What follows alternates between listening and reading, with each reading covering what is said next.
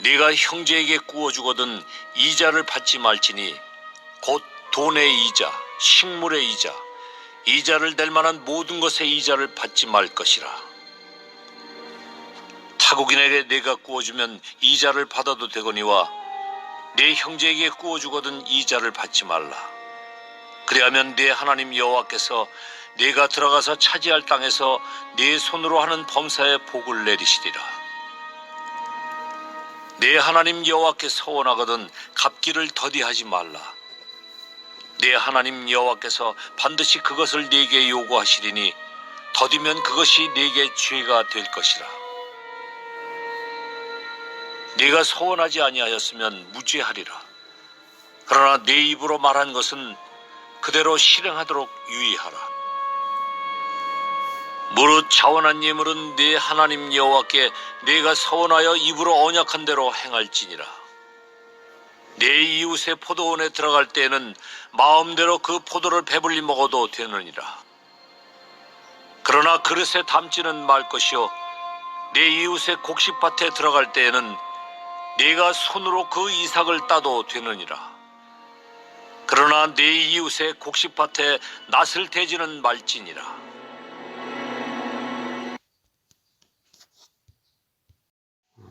오늘 본문에서는 공동체 내에서 사회적 약자에 대한 그런 법들이 나오고 있습니다. 먼저 19절, 20절에는 이자 금지법이 나오고 있죠. 19절 보시면 네가 형제에게 구워주거든 이자를 받지 말지니, 이자 금지법이란 이스라엘 백성들끼리 돈이든 식량이든 물건이든 무엇을 불려주고 이렇게 빌려주고 이자나 사용료를 받지 않는 그런 법입니다. 그러나 20절에 보시면 타국인에게 네가 구워주면 이자를 받아도 되거니와 라고 하죠. 여기서 타국인은 일시적인 방문객이나 아니면 상거래를 위해서 이스라엘 땅에 거주하고 있는 외국인을 가리킵니다. 그들에게는 상거래의 관점으로 돈 문제가 이제 적용되므로 이자를 받아도 됩니다. 그러나 이스라엘 백성들끼리는 돈을 빌려줄 때에 상거래적 관점이 아니라 자비의 관점으로 돈을 빌려 주어야 합니다. 이 구약 성경이 쓰여질 당시에 이 고대 사회에서 이자는 오늘날 은행 이자와는 다른 비교될 수도 없는 매우 높은 그런 이자였습니다.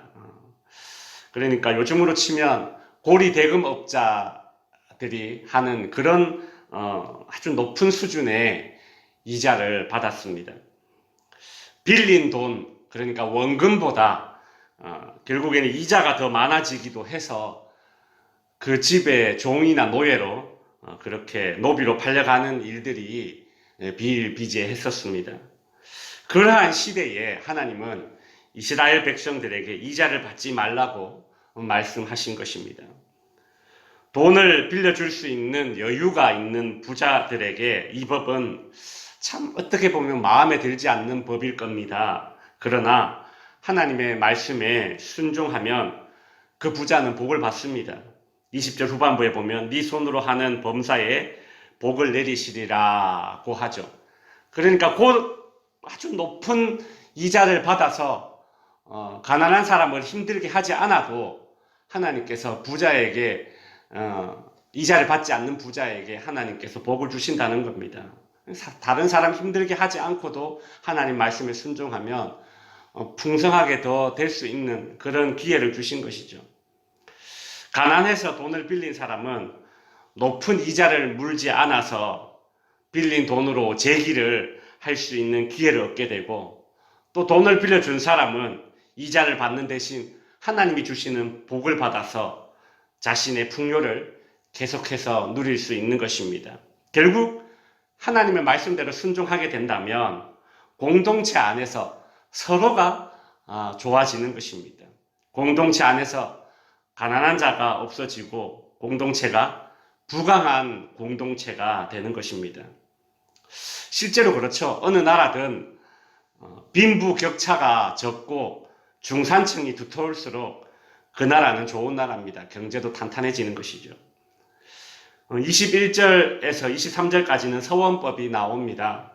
하나님께 서원하는 것은 반드시 지켜야 한다는 그런 내용이 나오죠. 24절, 25절은 좀 재밌는 내용이 나오는데 합법적인 서리와 불법적인 도둑질의 그 경계선이 나오고 있습니다. 24절에 보시면 네 이웃의 포도원에 들어갈 때에는 마음대로 그 포도를 배불리 먹어도 되느니라. 그러나 그릇에 담지는 말라. 하나님은 배가 고파서 생존을 위해서 포도를 그 자리에서 먹는 것을 허용하셨습니다. 그러나 다른 사람의 포도를 그릇에 담아가는 것은 허용되지 않았습니다. 25절에 보시면 내 이웃의 곡식밭에 들어갈 때에는 네가 손으로 그 이삭을 따도 되느니라. 그러나 내 이웃의 곡식밭에 낫을 대지는 말지니라. 배가 고파서 생존을 위해서 손으로 다른 사람의 이삭을 이렇게 따서 먹는 것은 허용되지만 낫질을 해서 대량으로 곡식을 취하는 이 추수의 행위는 허용되지 않았습니다.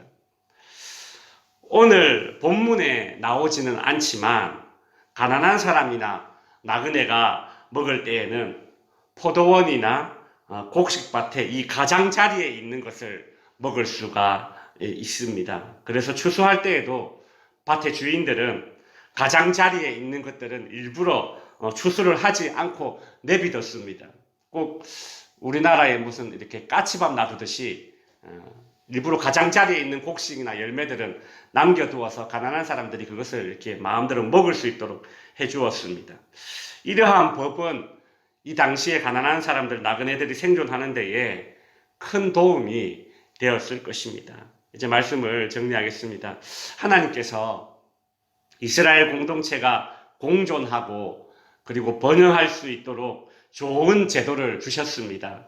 그러나 이런 좋은 제도를 주셨지만 이것을 실천하는 사람들의 순종이 있어야지만 이 좋은 제도가 유지될 수 있습니다. 가진 자들은 이자를 받을 수 없는 가난한 자들에게도 돈을 빌려줄 수 있어야 하고, 못 가진 사람들은 그릇이나 낫을 사용하여 포도와 곡식을 취하는 그런 욕심을 부리지 않아야 합니다. 결국 가진 자나 못 가진 자나 탐욕을 버려야지 이 좋은 제도가 악용되지 않고 계속 유지될 수 있는 것입니다. 오늘 우리나라와 우리 민족이 가진 자도 못 가진 자도 탐욕을 내려놓고 특별히 한국 교회와 성도들이 자비의 관점에서 나눔을 실천하라는 이 하나님의 말씀에 순종할 때에 우리 대한민국 공동체가 공존하고 번영이 있을 줄로 믿습니다. 기도하겠습니다.